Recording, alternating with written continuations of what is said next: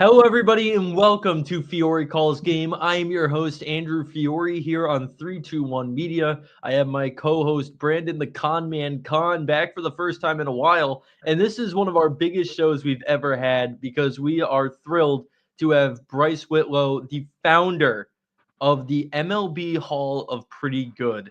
And if you haven't heard of this, it honors those obscure players from the 2010s and the 2000s that you remember they had an impact, but they're not quite Hall of Fame worthy. They were just pretty good. But Bryce, your ingenious creation has blown up. We're thrilled to have you on, man. Yeah, thank you for having me on, and thank you for your kind words about the Hall of Pretty Good. I appreciate that you guys are a fan of it. Oh, absolutely. I've followed it. I don't know how long I've been following, but I remember before you actually had the hall, and it was more of just a casual page posting like, "Hey, remember this guy?" And you look at it now, and it is blown up. And it's only been what, a year?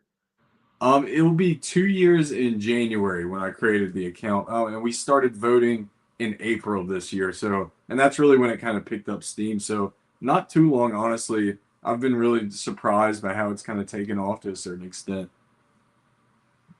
So, what gave you the original idea to have the page even before the hall became a votable aspect? Yeah, I kind of just wanted to try and find a way to stay connected to the game of baseball. I quit playing after high school. I wasn't very good, but I still had a really big love for the game. And, sports media jobs aren't just like handed out to anybody. I didn't go to school for that type of thing. I work in education at an elementary school. And so I just wanted to try and find a way to stay involved with the game I love and also appreciate, some players that are maybe underrated or undervalued. So that's why I created this account just to have some fun and stay connected to baseball. Yeah, it's certainly been a lot of fun. And like we were just talking about, it was more of a casual thing, and then it picked up steam. When did you start to realize this thing was going to be big? Kind of I started voting, like I said, in April, and kind of right when that happened, we voted in Steve Cishek as our first member, a former reliever for the Marlins, is where he's most known, and he kind of picked up the vote and typed out a little speech. And once that happened, I was just like, wow, these players are kind of noticing what we're doing here. That's crazy. And then after that, it seemed like one player after another just slowly picked up on it when we had a vote, and now it's kind of at the place it is now. So I'd say around April of this year when we started voting is when I started to notice it gaining some steam. And how did you make that switch of making it a votable thing, making an actual Hall of Pretty Good, as opposed to just a fun tribute page? Honestly, it wasn't really a well thought out idea. I was just kind of bored and had some downtime at work. And I was just like, hey, what if we just voted on people every now and then? And so then I just quickly threw up a player and thought of some rules on the spot. And then I didn't really expect it to pick up like it did. I didn't know if it was going to be a weekly thing or a daily thing. I just kind of threw it out there one time. And people really liked the idea. So I just took it and ran with it. So awesome. And I didn't realize the player responses started as early as they did. So that must have been stunning for you to see these guys actually respond to what you're making.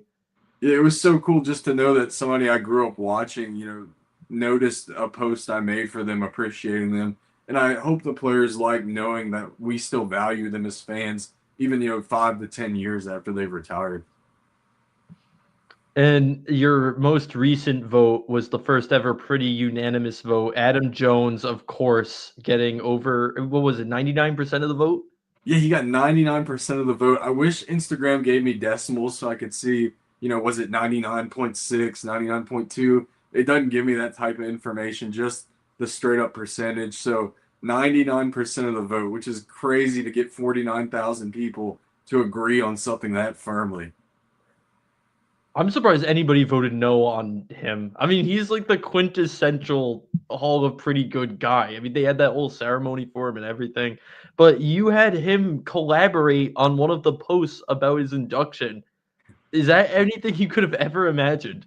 No, I own an Adam Jones jersey. I grew up in Virginia, so I went to Orioles games every summer. He played in the first MLB game I ever went to when I was 7 years old. So the fact that he, posted something with me just it meant the world to me. I never expected anything like that when I started, and I feel super thankful for it. Yeah, and Con, feel free to hop in at any point here. I don't mean to steamroll, but so much comes to mind just from hearing all these names and stories. And I've gotta ask because I was wondering. I know you're a Red Sox fan. I don't know if I do know that. Okay, perfect. Correct. So you're growing up in Virginia. How did that come about? I really couldn't tell you. As far as I can remember, I've just always been a Red Sox fan. I don't have a specific reason. There's not like a family member who put me onto them. I've just always loved the Red Sox for as far back as I can remember. I mean, as a kid, I'd go to school in, Ortiz, Ellsbury, Pedroia jerseys. So just as far back as I can remember, I've just always been a Red Sox fan. I don't really have an honest answer as to why. Yeah, you chose right, brother. That's all I'm gonna say. You know it. I'm from Mass. I've been a all Boston sports guy my whole life. Um, it's the way to go. It's best fan base there is, and even after this year, they gave us a little bit of a show. So um, yeah, all I can say is you chose right. I mean, compared to what we've seen the last few years, this season was definitely a treat, I'd say. Just to have some excitement at all, just any type of excitement was good. This always knocks me out when I hear Sox fans being like, "Oh, we've had it so rough." I'm a Mets fan for reference, so I'm like, "You guys, your down years are our up years." Yeah, no, But I'm not going to claim that we have it rough as Red Sox fans, but the last three seasons were a bit rough compared to how we used to be. I guess I'm a little spoiled, you could say. no, I'll give you that for sure. But I noticed you, if I'm remembering this correctly, at one point the Portland Sea Dogs invited you up to throw the first pitch. What was that like for you? Yeah, so actually, I guess in a way, I kind of invited myself. What I did was I sent their general manager an email, and I was like, "Hey, I'm a big fan. Can I throw out the first pitch?" And then like an hour later, he emailed me back and said, "Let's do it. Pick a date." And so then next thing I know, I got to go on the field, throw out the first pitch, and I mean, it was just an awesome experience to be on that field where so many of the legends that we grew up watching played on. I mean, it was just a surreal feeling. That's awesome, dude. And I've noticed a lot of minor league teams have started following you as well. Yeah, that's been so cool. I just seeing all these minor league teams. I don't even know how they hear about me, but it's so awesome that they do. Like the Orioles Double A and Triple A team recently followed me after we inducted Adam Jones, and so they voiced their support for him in the comments as well. And so it's really cool to see all these different people and organizations from baseball kind of join in and make this Hall of Pretty Good feel way more legitimate than I ever thought it would.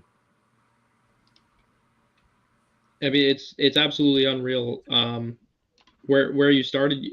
For those that don't know, Bryce's account is at 162,000 followers now, and he started it less than 2 years ago. That is an amazing. I mean, that's. I bet you couldn't even fathom that. You probably didn't start it for the following. Like you said, you started it for, to give recognition to these players that we loved growing up. Um, did you have any goals set in mind for this account, or was it just solely like I want to show appreciation for some of these guys who may not get the appreciation that they deserve after they retire? It might sound a little corny to say, but I really had no expectations of building a following. I liked when I started, I kind of thought of it as like my personal journal just for baseball. Like I had a thought about a player, I'd tweet it, screenshot it, post it. I'd clip a video of a highlight I remember and post it. And that's all it ever really was gonna be. I remember, it's funny as it sounds. I like texted my mom one time, be like, "Mom, I got 1,000 followers. Like people are listening to me now." And then to see where it's at now, like I never expected it, but I'm really grateful for it. It's opened up a lot of cool opportunities for me, but I had no expectations. I never really geared it towards like the algorithm or whatever, or building a following. It just kind of happened organically, which felt really awesome to me. I feel like a lot of your followers are very organic, just baseball lovers too, and that's what's so great about the account is it brings so many like-minded individuals together. I don't know if you know how much you were on my like you would show up as a recommended post, like your post would show up as recommended for me before I even followed you. It was just screaming at me like follow this guy. He's posting some great stuff. So your outreach is great. What you've been doing has been working. Do you have any tactics now? You want to keep up with that following base, expand to more people, find, people that are like you. Do you have any, I don't know, I guess tactics, strategies to create more engaging content? Because the content creator must have just come out of left field for you. Yeah, I mean, I don't know if I necessarily have a strategy. More so, just I plan on kind of just to keep doing what I've been doing, just posting, a bunch every single time I think of a baseball thought. Just get the post out there. I don't really focus that much on likes or views. Obviously, sometimes I do. I'm not gonna lie. Like if I see a post of mine get like 100,000 views or 10,000 likes, I'm like, oh man, that's so cool. But I try not to make it like make or break, with everything I do. And usually, I've always thought when I see it happen, if it's a genuinely cool post that people like, the word will get out there. And so I just keep making, the type of content I want to make and hope people enjoy it. I don't really have a strategy or a plan. It just kind of happens when it happens for me, honestly. One of the things you were doing for a while, and I want to say you still do it. I don't know. You know better, obviously, but posting the song lyrics, usually a breakup song to a player from a team, and then them on a team that's clearly not the one you associate them with. Like it'll be like Betts on the Red Sox next to Betts and the Dodgers, and like a breakup lyric, and then more Red Sox that left. Where did that come from? Because those are some of your best posts. I just thought it would be kind of funny to do. Honestly, I like music. Sometimes I get a song stuck in my head, and I'll be like, "Oh, that'll work perfectly for this." And it's funny you say that. I actually have one queued up for later tonight in a few hours. So I do still do it occasionally. I did all 30 teams at one point, and so I just kind of took a few months off, and now I'm circling back because there's new free agents that left, new trades that have happened, and so it's now kind of more of a fresh idea again. But I do still do it. And I'm glad you appreciate those. Those are like my favorite ones to make. They're a lot of fun. I just hope I never see Pete Alonso on one, but I'm afraid you will, there... probably. I know. You're not safe, Fiore.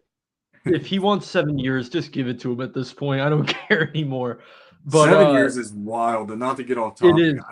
I'd be like, I've heard the Red Sox are a little interested potentially. I'd feel a little nervous about going 7 years, but for the Mets, I feel like it makes more sense since he's already been there.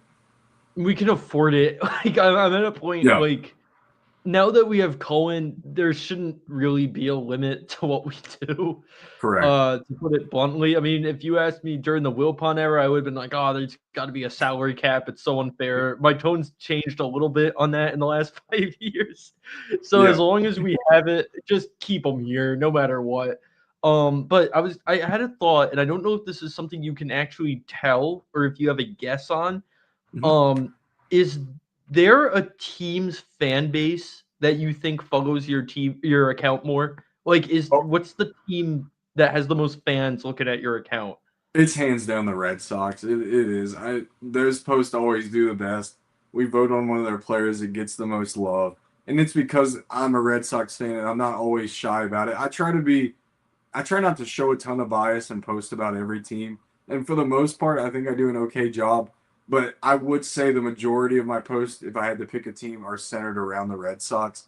And so I think naturally they've come in. And then doing things like you said, throwing out the first pitch at the Sea Dogs game, that also brings in Red Sox fans. And so I would have to say Red Sox fans are definitely big. And probably second would be Pirates fans, because I do that little running gag about everyone buying the Pirates together someday. And so I get a lot of love from Pittsburgh too, which is awesome. That bringing that up for our viewers who haven't seen, Bryce has a plan to save the Pittsburgh Pirates. If he can get his follower count high enough to where it's affordable for every one of his followers, we can all chip in and buy the Pirates and save them from their current mess. The numbers in the 8,000s, if I remember off the top of my head now. I believe it's $8,132 a person, which I can't currently pay my share yet. But we'll just get it down a little bit, and then I can afford it. A few thousand away. Is there a number that you have in your head where you think you might actually be able to pull the trigger on it? For like, is there a number where? If it was like $2,000 a person, I feel like we could get it done. I feel like $2,000 is pretty obtainable for the average like full time employee if you work hard enough to save it. So I think if we could get it down to $2,000, I think we can make a move if Bob Nutting's willing to sell. Definitely something that could happen one day. Um, I was a little more on your personal life before we get into everybody's waiting for the like remember when conversation that's coming, but you said you've been a Sox fan since you were like 7. Was there a point in your life where you found that love taking the next step? Like, for example, for me, like I loved the Mets from when I was little, but then ever since 2015, it's hit different after that World Series run. Like, is there like a moment like that for you where it just how deeply involved you were in the game just elevated? Yeah, so and it actually doesn't have anything to do with the Red Sox, funnily enough. So I referenced my first MLB game I ever went to when I was 7 or 8. It was an Orioles game and they played the Blue Jays. Rich Hill pitched for the Orioles actually, which was really cool. But that game went to 12 innings, and then Melvin Mora, the third baseman for the Orioles, hit a walk-off home run in the bottom of the 12th. And I can still, even though it's been years ago, I think it was like 2009, 2010, I can still remember the energy from the crowd when that ball hit off the bat. And ever since then, I really think I've just been in love with the sport. I mean, that was such a perfect first game to go to. I'm so glad my parents took me. Ever since then, though, I've just been addicted to baseball, I'd say. Who were they playing? They were playing the Blue Jays. Ricky Romero started for the Blue Jays. How many ballparks have you been to?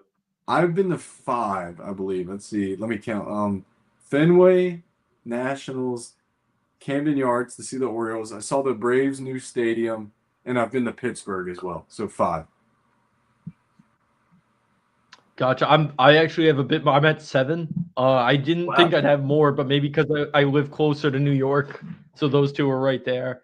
But yeah, I mean that's just impressive how far back your love for the game goes, and clearly a lot of these guys stick to you in your heart, and I can relate to that. But let's get into talking about some of the guys. So I was brainstorming some names here, and Khan's gonna help me out on this a little too. I'm gonna give you a name, and you have to tell me off your gut, not thinking about the stats or anything, whether you think this guy can get into the Hall of Pretty Good. Oh, this will be fun. So I've got yeah. Khan and I both have been brainstorming. I'm gonna start with a name I forgot existed until like an hour before showtime. Chris Archer, Rays and Pirates legend. No, he will not. And it's because of that Pirates and Rays trade. People will not get over that, even though I think it's a bit overblown in today's landscape because, Austin Meadows had one great season, didn't really do too much after that. I know he battled mental health struggles. You got Shane Baz, he's a bit of a question mark with his health, and the Rays don't even have Glasnow now. But people cannot get over how bad that trade was at the time. That narrative's already been made up, so I would say no hesitation. Would you vote no? I vote yes for just about everyone. I've only voted no one time. Who was that? Darwin Barney. I voted no for Darwin Barney. That's hilarious because I was looking at the list with Khan right before you hopped on this call, and I said, "Am I insane or I just don't remember Barney?" And he pulled up his stat page and was like reading me the info. Yeah. Out of all the names, that's crazy. Yeah, I remembered. He What's crazy? I remembered him as a Blue Jay, and not a Cub or a Dodger. Oh, really? I'm actually surprised that I remembered that though.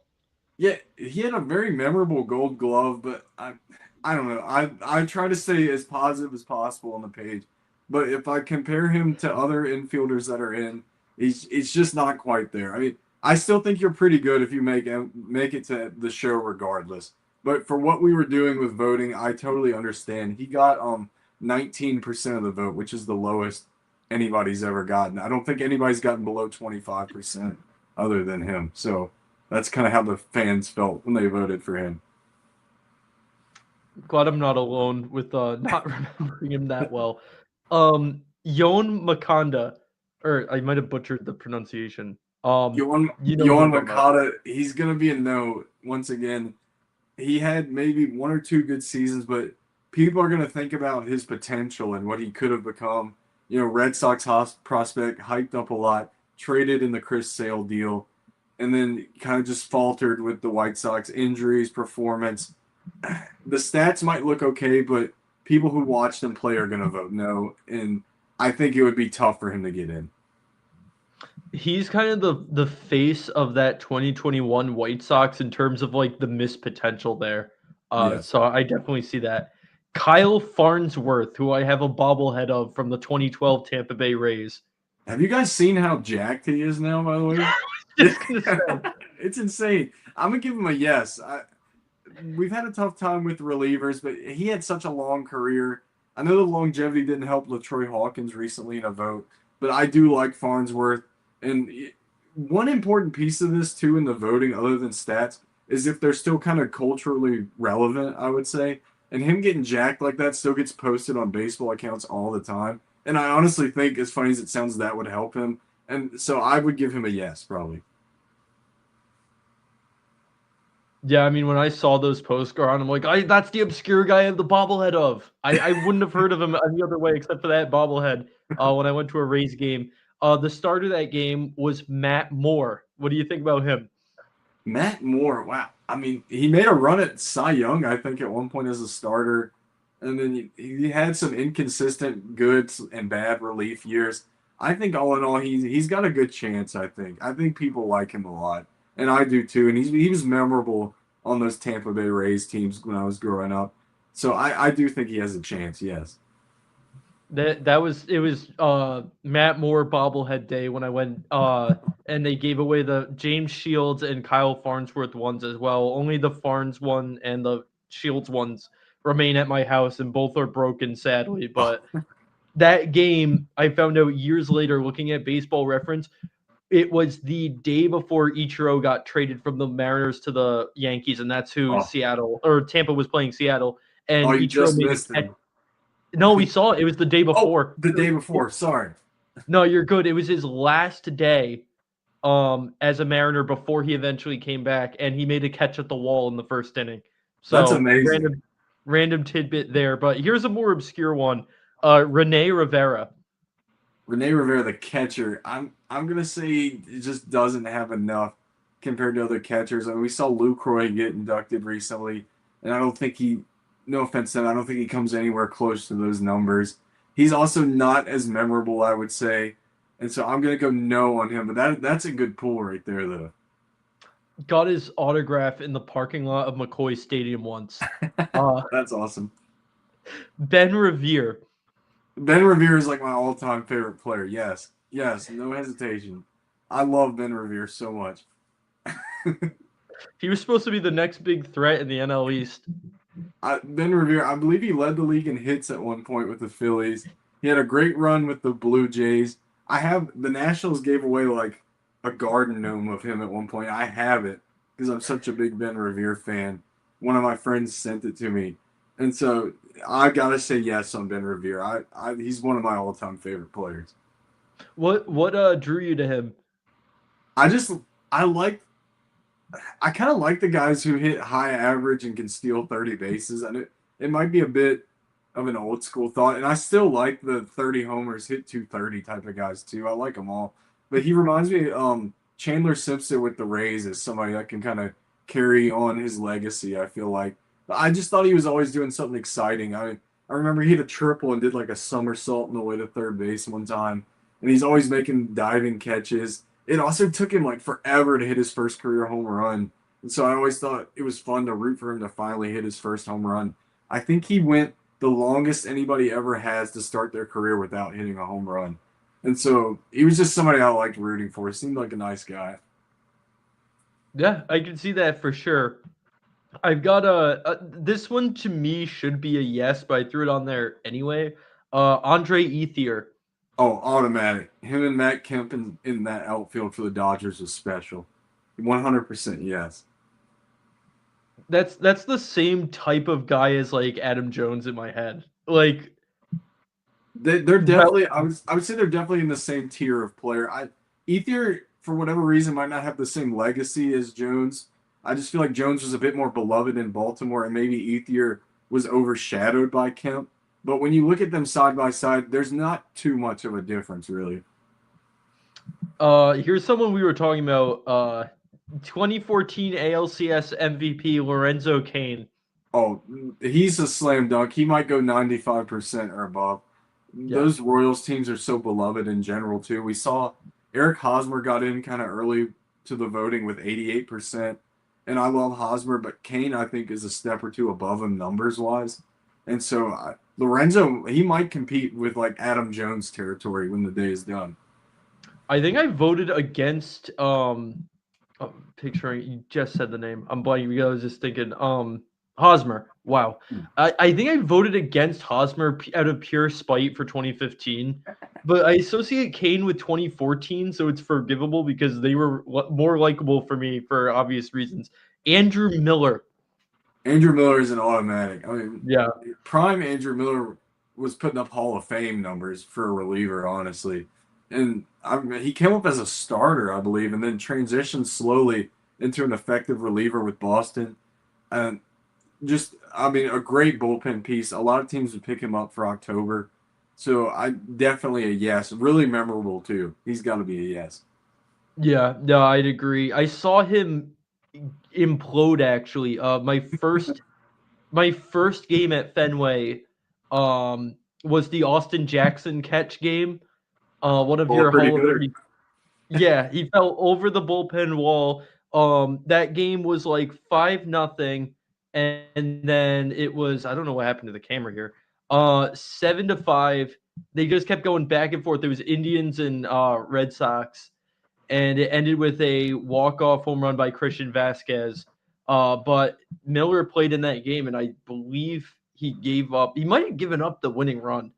But that's what I always think of with him. Here's someone I was just telling you before we went on air that I didn't know was obscure until recently. Brian Wilson.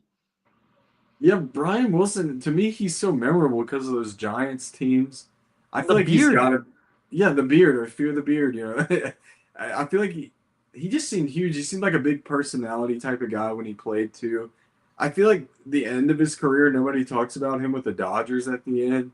But I believe he had a really nice season with them towards maybe his second to last year as well. I think he's got to be a slam dunk. He feels like an iconic reliever from that early 2010s era. And those Giants teams in general are almost like a dynasty when you win that many times on those even years. And he was a big factor in at least two of those teams, so I think he should be in. Easily. I agree. Somebody that Khan pointed out is still playing, which blew my mind. Alex Cobb.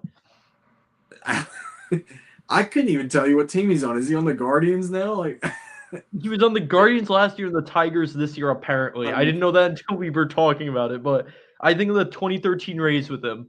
Yeah, he's always a Raid in my mind as well. I think he's got a good shot. He's battled some injuries and stuff. Obviously, I think he was injured this year, I believe. I couldn't even remember what team he was on, and I feel like I watch a lot of baseball. But his good years were good, and so I think he's got a shot. Yes. Jeremy Hellickson, when thinking about those 2013 Rays. Former Rookie of the Year. Rookie of the Year winner, yes. I'm not sure he has the longevity. Would be something that would hold people back. They seem to value guys that play for about 10 seasons or more. Not that somebody playing less than that couldn't get in, but it would. I think it would be tough for Hellickson. Honestly, I would probably lean towards no if you told me to just guess what the outcome would be. How about Juan Lagares? People have a lot of love for him. I mean, he played outfield. It was amazing. Like they'd say like 70% of the earth is covered by water, the other 30% is covered by Juan Lagares. I mean, special outfielder. It just depends on if Mets fans catch on to the post. Really, I think they could single-handedly almost get him in because Mets fans, they seem very active on social media in general, and so I do think there's a chance he could get in, and I would say he's deserving, honestly. 2014, I know Gold Glove, and yeah, we're active on social media for the better and for the worst. Russell Martin. Russell Martin, amazing catcher. Some iconic moments too for those Pittsburgh teams. I mean, he would be a slam dunk, without a doubt. Con, I gotta give you a chance here because I had my list and I also just kept thinking of more in the moment. I No, gotta you're give good. you. You're absolutely churning right now. I wanted to technically I think he's still playing. I think he's with the Red Sox minor league teams, but I don't know why he just came to mind as like a really gritty catcher, Yasmani Grandal. Yeah, Yasmani, he was granted his release earlier this season. You are correct That's right. about him. Yeah. You are correct about him playing in the minor leagues this year with the Red Sox, though. And then I heard rumblings that he was debating retirement, but I haven't heard anything since.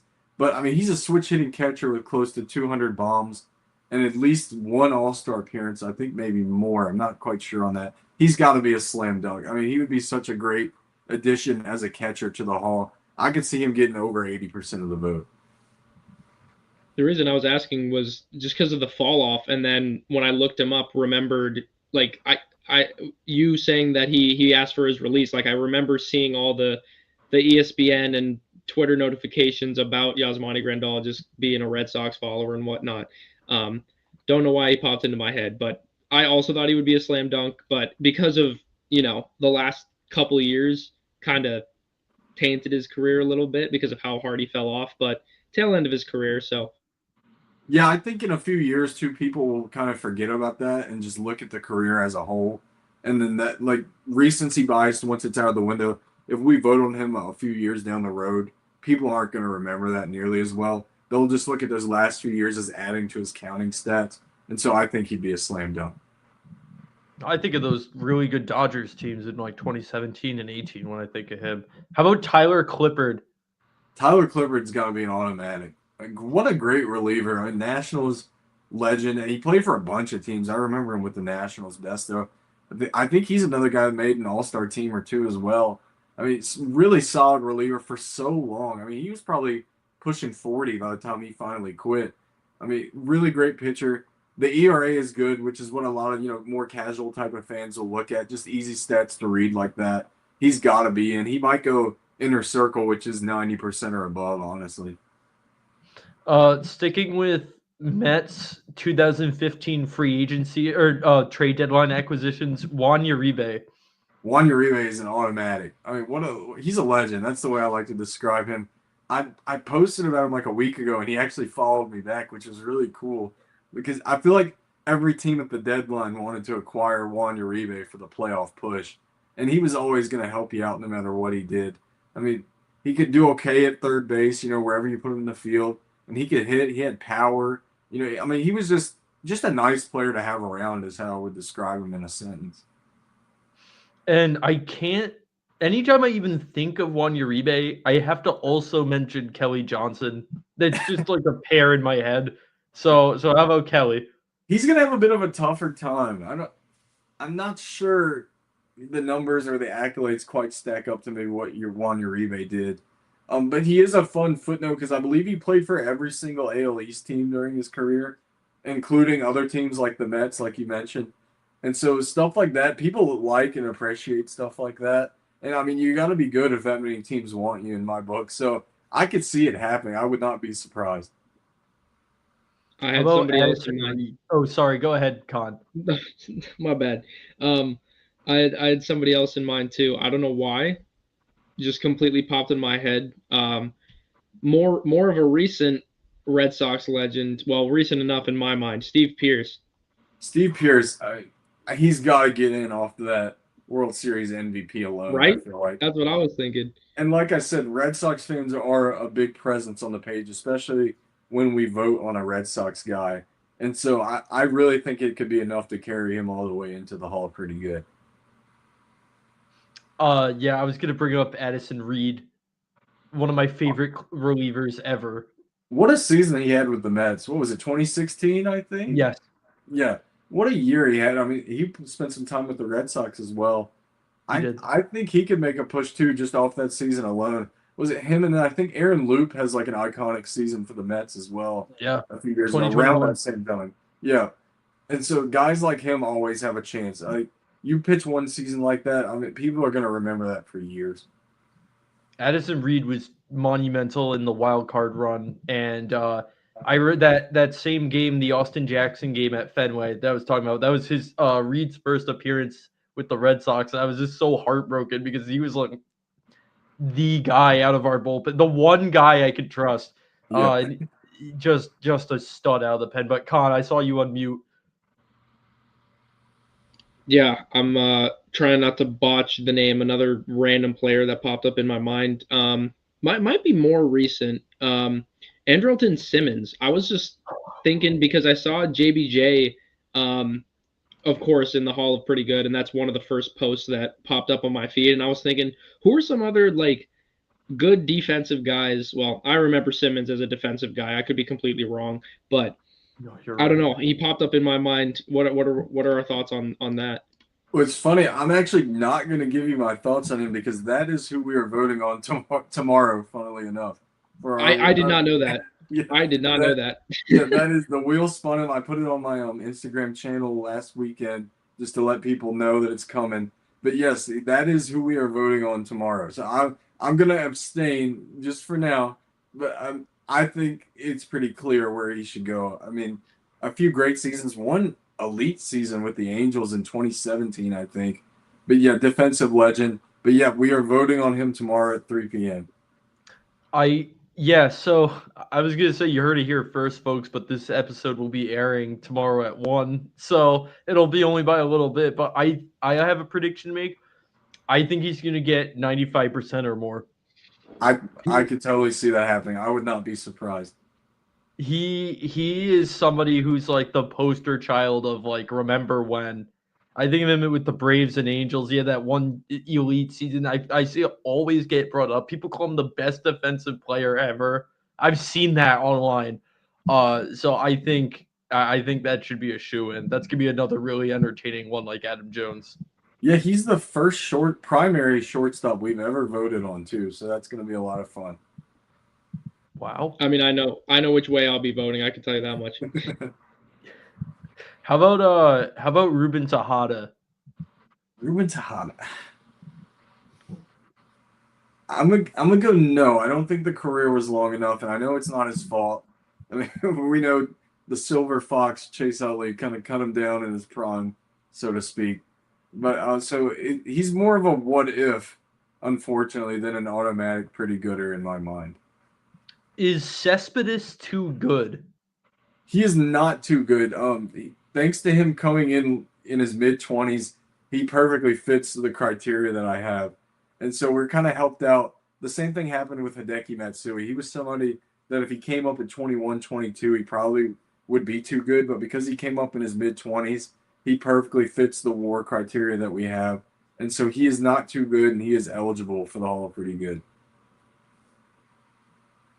That's going to be a slam dunk vote. Yeah. I can see that coming. Even non-Mets fans, the Sox fans will remember him. Even the A's fans out there.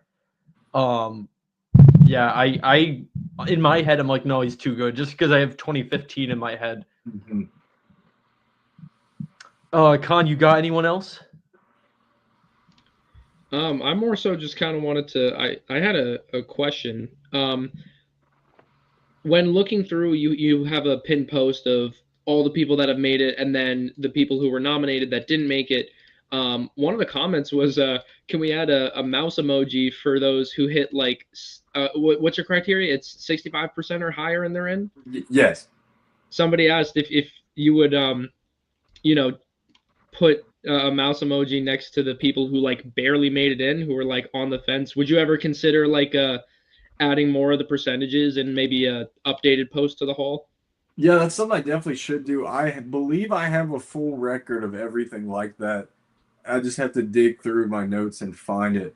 But to answer kind of that question of who just barely squeaked in, there's been two that have come, very close and just barely made it in. Ricky Weeks had 65% on the dot, and then Josh Reddick had 66%. So those two have been the closest ones that just barely squeaked in. Josh Reddick kind of surprises me because he was a name that stuck out to me growing up. I mean, I didn't pay much attention to stats when I was younger, but like he was always a guy in the outfield that was like, okay, again, maybe it's just one of those white boy names, easy to remember, that just sticks with me. But that's actually surprising to me that he squeaked in. Why do you think that is? The 2017 Astros scandal is definitely what brought him down. If he's never on that 2017 Astros team, he probably gets 75% to 80% of the vote, I bet. And he's also he's very I love him, by the way. I'm a big fan. He's very vocal about going after people that try to insinuate that he cheated too. And some people don't like that. He will go right at them in the comments. He's done it on my post probably 20 times. So he's not afraid to speak up. And so I think it's cool that he does that because I think it's really cool when an athlete gives you access to themselves like that. But some people don't like that. And so that definitely brought down his percentage. I almost forgot that he was a part of that team. For some reason, I thought totally he forgot. left. Yeah, I thought he left before that. I don't know why. But yeah, that would do it. And I feel like a non-ball knower for not remembering that. Yeah, I forgot too. I'm very anti 2017 Astros. I'm one of the few people my age that's like no steroid users, no Astros in the hall. I'm in the minority there now, which is so weird because it used to be the predominant thought. But what I'm hearing from what you're saying about Reddick is that he's somebody that you could hook up with on social media and say, ask him to come on your show. If he notices you, he doesn't always see everything because he is a busy guy. He's got a pretty large amount of followers. But if he sees you, I wouldn't be shocked if he would be willing to do it. I'll keep that in mind. What is your favorite baseball video game from like your childhood or whatever? Honestly, I grew up in a strict household where video games were not allowed. And so Really? my first time owning a console of any kind was a PS5 that I bought about a year and a half ago now. And so I've only played video games, kind of all the time, I guess for lack of a better term, not really all the time, but in my daily life for about 2 years now. So I played some at friends' houses. I think my favorite would be, I believe it's '09 Little League World Series on the Wii. I bought a Wii after when I became an adult just so I could play that game again. And that's one that I feel like a lot of people don't pick. I've heard MVP Baseball '05. I also bought a PS2 a few years ago so I could play that as well. And I do like it a lot. So I don't really have any childhood memories necessarily of playing video games, but I've played all the iconic ones at this point. I was a Mario Super Sluggers kid growing up. I That is the game. Like even in college, I would bring my Wii to college, and my roommates and I would play all the time. It's not like a good game fundamentally. It's so goofy, but it's just you don't play items, you don't play nothing. That's one of those games. If you have not played it, even if you're in your 20s like us, you got to give it a try. It is so much fun. I've only played that game one time as a kid at a friend's house, and I don't remember anything about it. So I think I'm gonna have to go search on eBay for it on the Wii or something like that. I was a Wii only household, like for basically until like the last like 5 years when I got a Switch. But literally, like one of the only things I would play was MLB 2K10, which is Hmm. what made me think of the question. That and Bigs 2. If you don't know Bigs 2, you probably do. Somebody's probably pointed this game out to you, but Prince Fielder's on the cover, Yep. arcade style baseball. My brother has run up the score to like 99 on it. It's just fun and it's filled with like Hall of Gooders. It's just all those names that bring you back. Yeah, I haven't played that one, but I know of it. Obviously, I knew he was on the cover, and that's one that's right up my alley in the era it was created in. So that's another one I do need to purchase and try out for myself. Are there any teams like from particular years that have a special place in your heart? Like, for example, the 2014 Orioles or something like that. Like with just ragtag groups of guys that didn't win at all, but just stand out for you. A team that stands out for me is the 2015 Toronto Blue Jays. I feel like if you look at that roster, I mean, my goodness, it's Troy Tulowitzki, Jose Bautista, Encarnacion. They got Ben Revere, one of my favorite players at the deadline, and he hit around 300 for them. I mean, that it's just a loaded team on paper. And I say on paper like they didn't accomplish much. I believe they made it to the ALCS. So it wasn't like They they did. were a failure, But I believe that's the year they also acquired David Price at the deadline too. I mean, as far on paper, that team is just amazing. And then they lost to, the Royals. Like the Royals wound up winning it all, which is just so how much on point for how baseball works sometimes. But if you look at that Toronto Blue Jays roster, I mean, it just looks like a super team on paper. You know who else was on that 2015 Blue Jays roster? Who? Darwin Barney. Yeah. Of course he was. The man of the hour. I think he was traded for that year, if I'm not mistaken, because he started that year with the Dodgers. I think it says on Baseball Reference. So I mean, maybe that was obviously their biggest deadline move, of course. Maybe if they would have won a ring, he would have gotten like 25% of the vote instead of like 19. It could have helped his case out. Well, today's actually the anniversary of the Bautista home run, which a lot of people forget the inning leading up to that home run. I feel like you see the gif and the clip of the home run itself, but that inning, the seventh inning, was nuts in that game 5. Just an unforgettable series. It definitely is. I mean, that bat flip. I mean, when you think of bat flips, I feel like anyone our age, I'm 23, so I feel like people around my age, that's what they think of. It's the definition of a core memory for a baseball fan. Unreal, that team. There's some fun series. Like sometimes even just seeing an old playoff series just evokes so much nostalgia. Like I think of Tigers A's. Remember when that was back to back 2012 and 2013, and it's when Sonny Gray was the next big thing. Yeah, I do. It's shocking to me that those Tigers teams never went all the way. With some years they had that rotation, and then they had Prince Fiore, Miguel Cabrera, and Victor Martinez, all racking up MVP votes, and they in a late stage Torrey Hunter who could still get it done, and then they ran into that magical Red Sox team in 2013. The Red Sox that year seemed like a team of destiny. I mean, it's shocking that they just couldn't get over the hump, but they're one of the best teams I've ever seen in my life. They had Anibal Sanchez following Verlander and Scherzer, another Hall of Good potential starting pitcher. That team was not. And think about how they got swept in 2012 too. To the Giants, correct? Yeah. They should have done more than what they did. Honestly, I'd even argue they're better than this current iteration of the Tigers. I think easily. Oh, I think they could win they could match up with this current day Dodgers right now and probably beat them, I feel like, in 6 games if they were in today's MLB.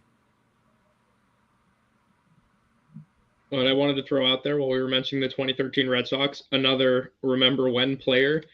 I don't know your answer for this guy if he's Hall of Good material. Koji Uehara. Oh, he's in.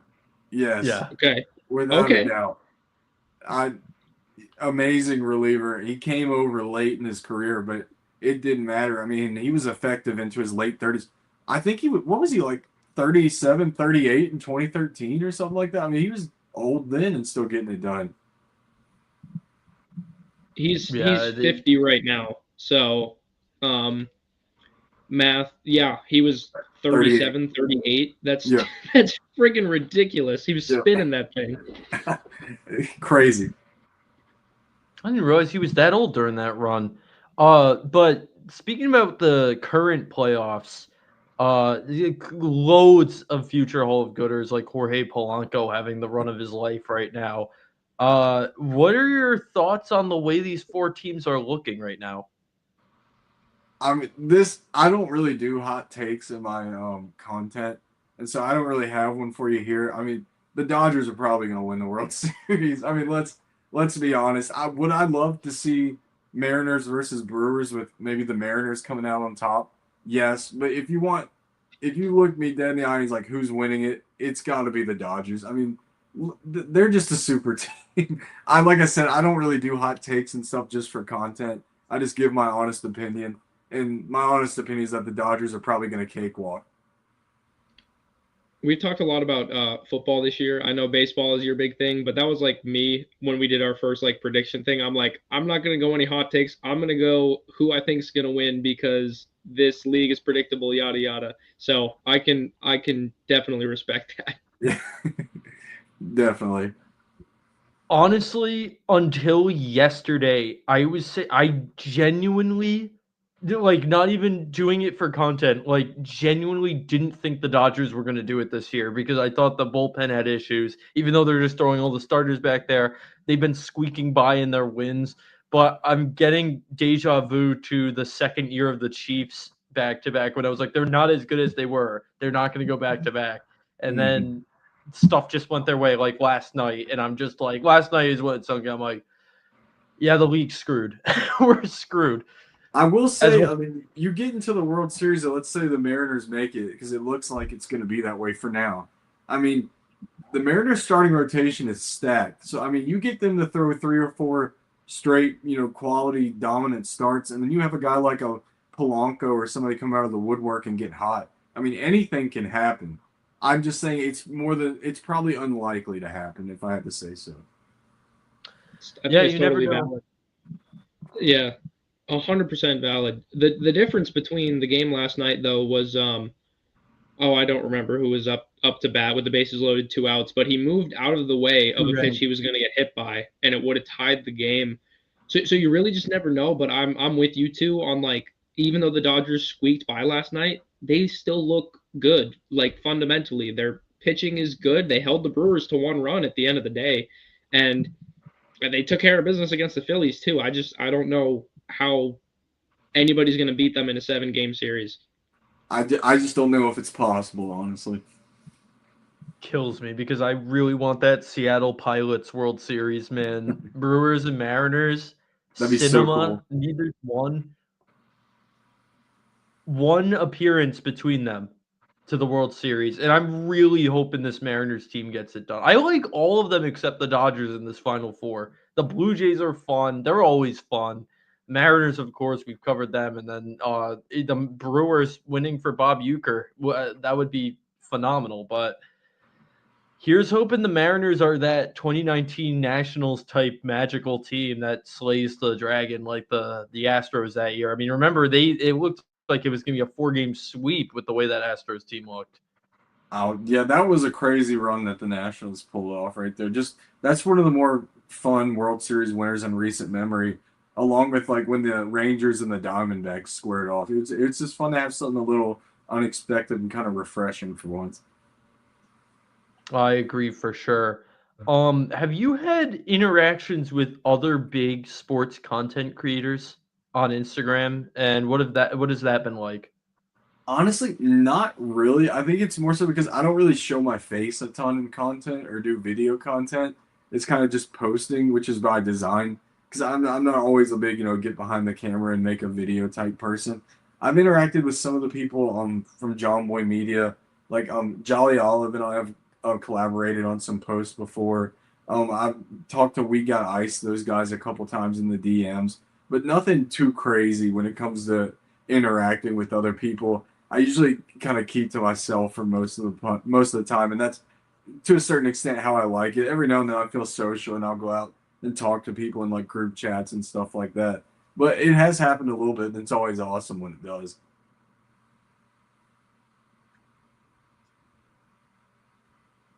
What sorry, the Wi-Fi cut out for a moment, so I didn't catch the end of that, but it happens here. What was the biggest who is the biggest player that has reached out to you in the comments or the DMs or wherever? The biggest starstruck moment you've had? Um, One would obviously be collaborating with Adam Jones, like you said, and then tomorrow actually I'm getting the opportunity to interview Prince Fielder. I know we brought him up a little bit. And so he followed me, and so I just reached out. I was like, "Hey man, can I please interview you?" I said it a little bit more professionally than that, but then he said yes. And so tomorrow, as long as he confirms, we're gonna do an interview. And so, as somebody growing up in that era that I did, he feels like one of the premier first basemen from that time. And so, just getting to ask him a couple questions for a few minutes is just really cool. And I think I'm gonna be a bit speechless when that happens. Wow. That's unbelievable. Where will that be posted? I'm probably gonna try and start up maybe a little bit of a podcast myself if I can get the guests going. I've gotten a few people say they're interested, and so if that can take off to where I can get it going consistently, then that's probably what I'll do. So it'll probably be out, Spotify, YouTube, all the places. That's awesome, man. Prince Fielder, what an absolute tank, dude. When I think, I don't know why, but when I think like, old Brewers jerseys, I know the rebrand wasn't that long ago, but when I think like old Brewers M and the Brewers logo across the chest, Prince Fielder is one of like the top guys that comes to my mind. So that's absolutely unreal. Must feel like in some ways a full circle moment. We all grew up watching that dude being like, how the hell does a guy that size absolutely rake in this sport? Yeah, it's definitely awesome. I'm a little nervous, but also excited. I've got his bobblehead like 10 feet away from me right now as I'm recording this with you guys. So I'm definitely looking forward to it after work tomorrow. Well, I'm speaking from experience here. It can be hard to get those big interviews, but with your platform, I mean, that's a shoo-in for guys to want to come on with you. You've proven on a large stage your ball knowledge, and you've built a compelling product that people want to interact with. So Prince Fielder won't be the last. I can't see many guys saying no to this opportunity. That's just unreal, dude. That's gonna be something you remember for the rest of your life. Thank you, and I will say for you guys too. I've done quite a few interviews, and you guys have come well prepared and everything. So as long as you guys keep going, I really think you guys could get to where you want to be as well. I've had a lot of fun so far doing this. Oh, thank you, man. This is one of our more fun interviews we've had. We had MLB umpire Phil Cuzzy is someone. I don't know if you know. I've heard of him before, but he's the longest tenured umpire. A player who will shortly be on one of the Savannah Bananas teams, more likely than not. He was just on the Visitors, which is their kind of like introductory team. Yeah.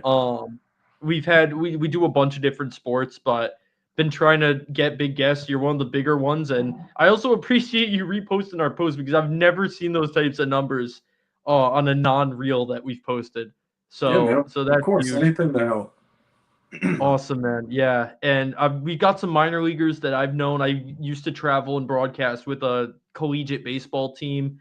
Um, Guys on the San Antonio Missions, Mhm. somebody in the White Sox. He was drafted by the White Sox this year, Anthony DePino.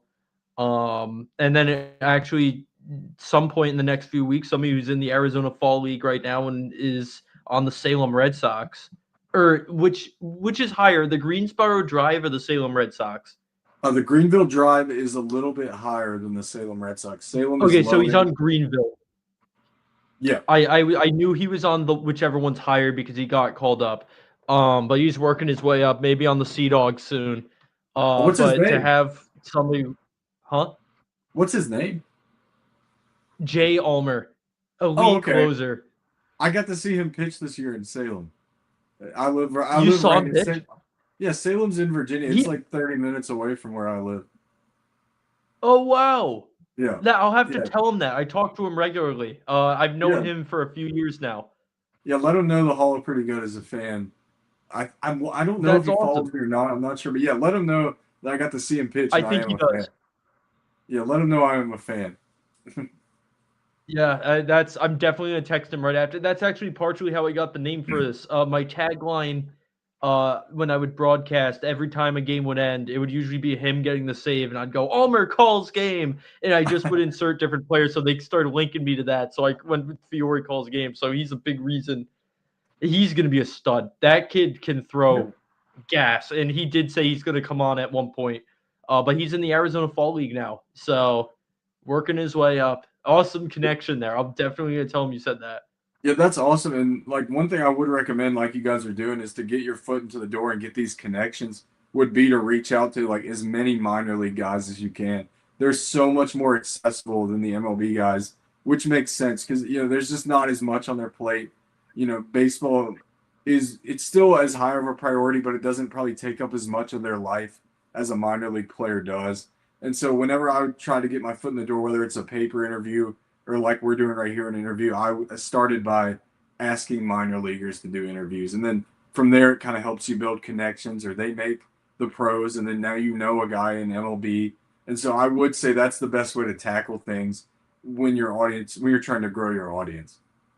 Yeah, and it helps that a lot of guys I knew from my job are in the minors right now, and I started a full out camp. I'm like, you know what? I want to like reach out to some athletes because we've been getting a lot of media people, a lot of URI people. We had two guys who used to play for the University of Rhode Island football, and other. I'll send you the list of guests we've had. We've all been on an insane run the last few months, but I shot out to Jet Williams and Carson Benji. I was just thinking, like, what are some Mets prospects I know? So I'm gonna get out there shooting for more high level guys too. I've got actually next week we are gonna have the first ever host of Sports Center on the show. Ooh. His name is George Grandy. And he's been the Reds broadcaster for decades now. He was the Yankees voice for a while as well, and the Dodgers. So look him up, folks. You have that to look forward to next week. And we've got more on the horizon. But we want to thank you, Bryce, because this was an absolute blast. And I thank you for putting up with. I've had my Wi-Fi cut out about 3 different times here. I don't know if he even showed up, but thank you for putting up with any difficulty that may have come up on your end. I don't know if it even did. No, it felt like a smooth interview to me. I mean, no complaints on my end whatsoever. Perfect. And best of luck with Prince Fielder. I know that's going to be awesome, and I'm going to have to tune into that. Thank you. I'm not as experienced with interviewing as maybe like you guys are, but I'm going to give it my best shot. Just see what happens. But thank you. Mr. Hall of Pretty Good. May I call you Mr. Hall of Pretty Good? Whatever you want, man. I'm kidding. Bryce, thank you so much for coming on, man. This was an absolute blast. Obviously, we've been pretty big fans of yours ever since we discovered you. So kudos to Fiore again for shooting his shot and roping you on in here. But you were a treat, man. The ball knowledge it's insane. I'm just sitting here keeping my mouth shut, watching you two just absolutely like just go nerd for nerd, and it's hilarious, but genuinely it was really fun to just be a part of this. So again, appreciate you coming on and keep doing what you're doing, man. What you're doing is unbelievable. Yeah, man. Thank you guys. And anytime you want me to come on, if you ever want me on again for anything, I'm always down. Just shoot me a message. I check my DMs pretty often, but anytime I can come on someplace and talk baseball, especially with people that are knowledgeable about the sport, it's a fun time for me. So thank you guys for having me on. And I've got to give you a lot of credit for how accessible you are. I remember I went to a Brooklyn Cyclones game this summer for the first time, and I posted some of their retired numbers, which I thought were hilarious because it was guys like Jordani Valdespin, who my fantasy team's named after. And I put it on my story, and you reposted it. And the whole drive with my girlfriend, I would not shut up. I was like, I'm on the Hall of Pretty Good. I'm on the Hall of Pretty Good. I was texting like every group chat I'm in. So when I wanted a new batch of guests, I was like, you know what? I wonder if he'd come on. So I appreciate you for being like a down-to-earth content creator that's really like about the love of the game and being willing to come and do something like this. Yeah, man. Usually, I mean, sometimes there are some DMs and stories that I don't see. I just get lost in the shuffle because like this isn't my full-time job. So sometimes I miss them. But whenever somebody tries to reach out to me, if I see it, and it's something up my alley, I get some DMs sometimes that like you suck, stuff like that. But if it's like a genuine DM about a baseball discussion, usually I'll try my best to answer. Sometimes I can only just like it, but if I have the time, usually I try and answer people whenever I can because it's just fun to talk ball with people. Absolutely, and it was a pleasure talking ball with you. For our viewers, we will have another show Friday at 1 talking about the NFL and MLB playoffs and whatever else is on the radar. And then our next guest, again, George Grandy, first ever SportsCenter host and longtime ESPN host and Reds broadcaster. You name it, he's done it. Tune into that. But Bryce, again, thank you. That's going to do it for us. This is Fiore calling game. Thanks again to Brandon as well for popping out. We'll see you next time.